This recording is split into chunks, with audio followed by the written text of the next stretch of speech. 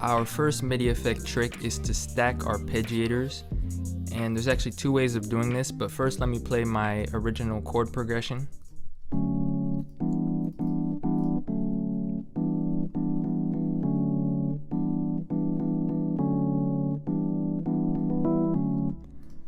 And if we add an arpeggiator, of course we have all of this, all of these drop down menus and a large selection of patterns.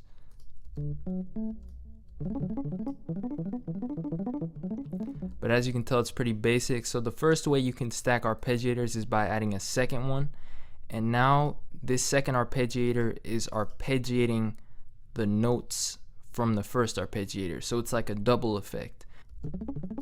And I turn down the gate and I turn up the steps.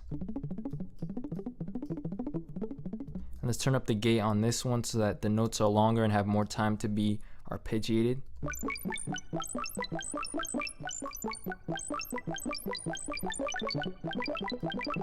So now there's no way that this is possible with one arpeggiator.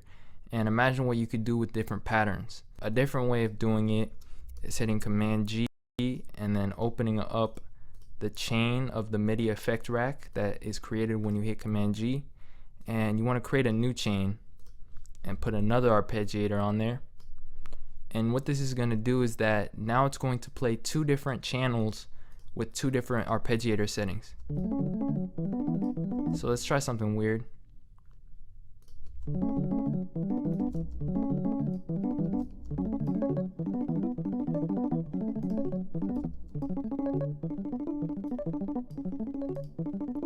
And we can even create a third channel, and let's try a downwards arpeggiation, and let's make this short.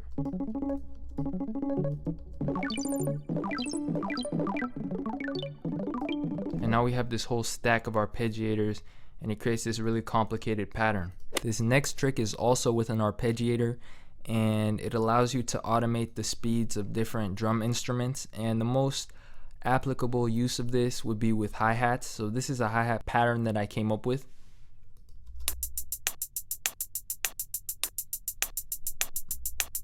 So very basic, and if you add an arpeggiator and you set the steps to 0, that means it's going to keep playing the same note over and over. And we can actually automate the rate or the speed of the notes using this rate knob.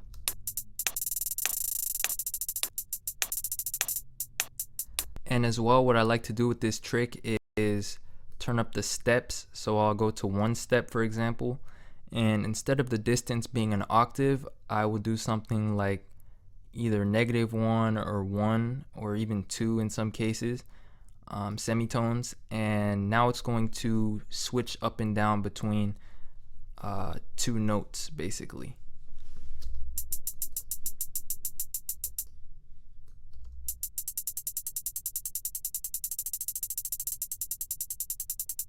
And we can even go with 1 single note and stretch it the whole length of this pattern, and the arpeggiator is just going to keep splitting it up.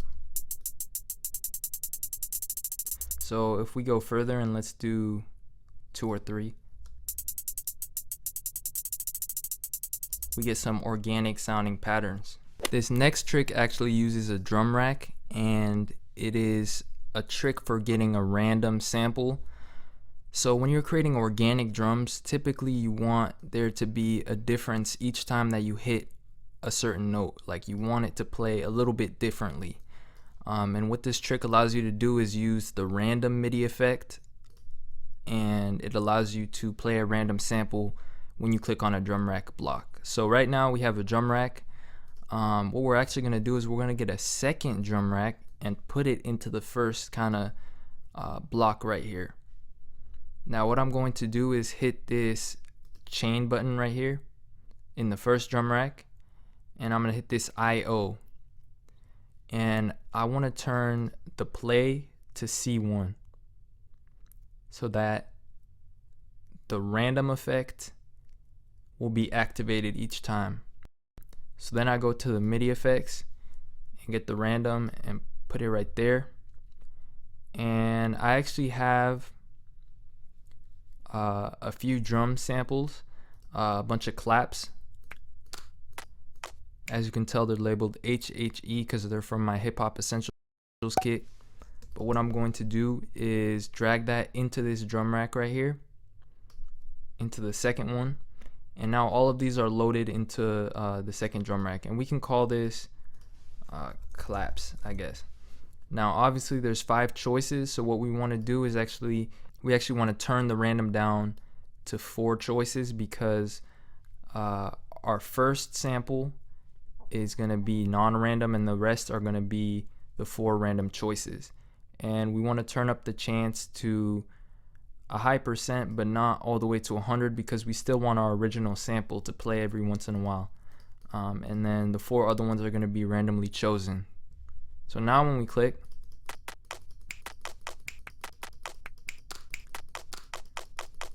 it's actually playing random samples. And you can do this for every single box in the drum rack. This next trick is how to easily create chords and explore a certain scale using the chord MIDI effect and the scale MIDI effect. And how this works is that first we're going to start with a sound. So right now I have Serum and I made this really basic sound. And what I'm going to do is I'm going to get the chord MIDI effect. And what we're going to do is we're going to build a major chord. So let's do the intervals for a major chord. And if you didn't know, once you have a chord, you can transpose it and it's going to stay a major chord or a minor chord or whatever type of chord you made. So right now I'm just pressing one single note.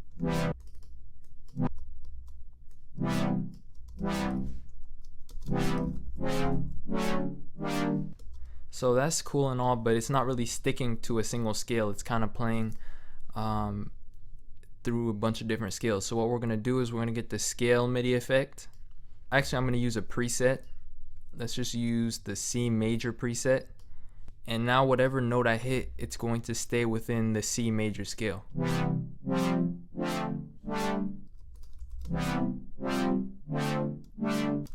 And I'm going to transpose this to a D. And we're going to take all of these notes and put them at D. And same thing. Our next MIDI effect is note length, and this is pretty self-explanatory. If you turn up the gate effect, it's going to lengthen your MIDI notes, and if you cut it down, it's going to shorten them. And so let me turn this off for now. This is a melody that I came up with.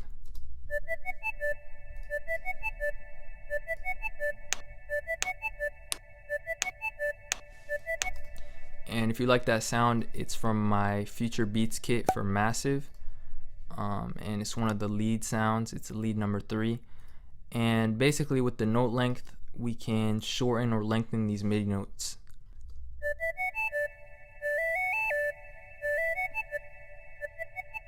I'm going to create a pattern where the first 2 notes are short and the last 2 ones are long. And we're kind of gonna have a transition between the 2.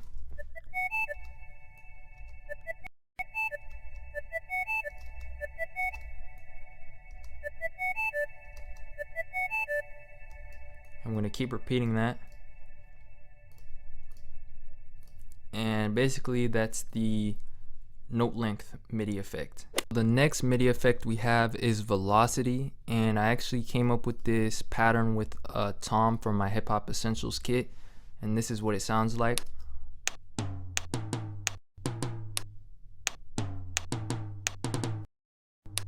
So it sounds cool. The notes are changing, so it sounds a little bit organic.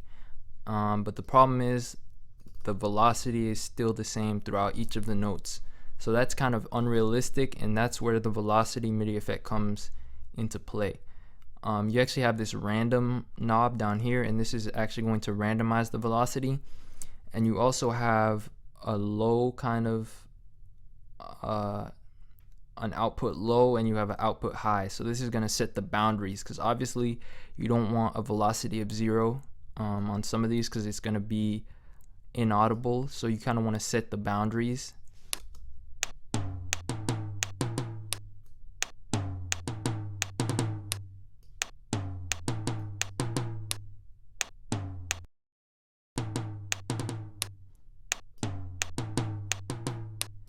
And as you can tell, it's starting to vary the velocity a little bit.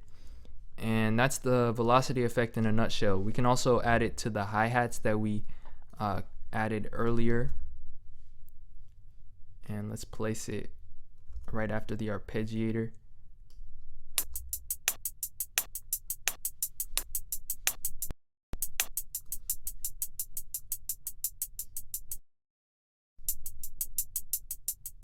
And now we're getting this very organic effect.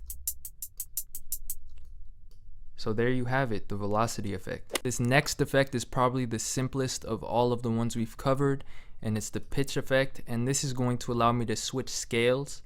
And as you can tell, I have this grand piano effect. And let's say I'm playing in the C major scale.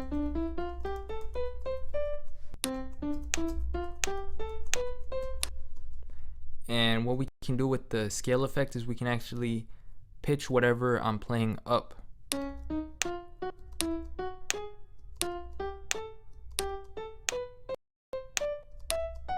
I can go into C sharp major.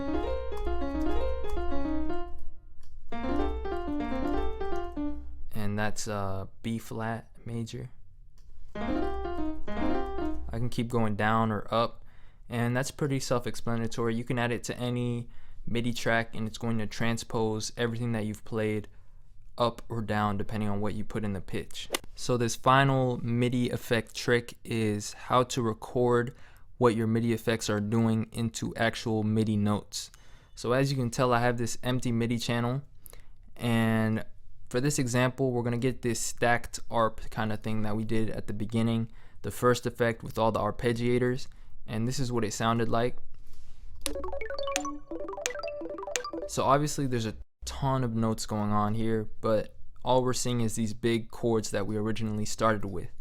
So what I want to do is go from all ins and go to stacked arps.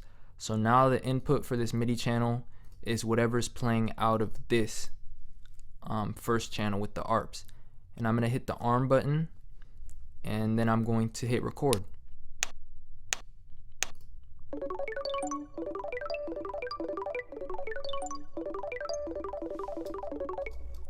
And there you have it. You have all of our MIDI notes. So as you can tell with those stacked arpeggiators, we could really create some complicated melodies, and it's just overall really cool. So that concludes this video on 8 uses for MIDI effects in Ableton.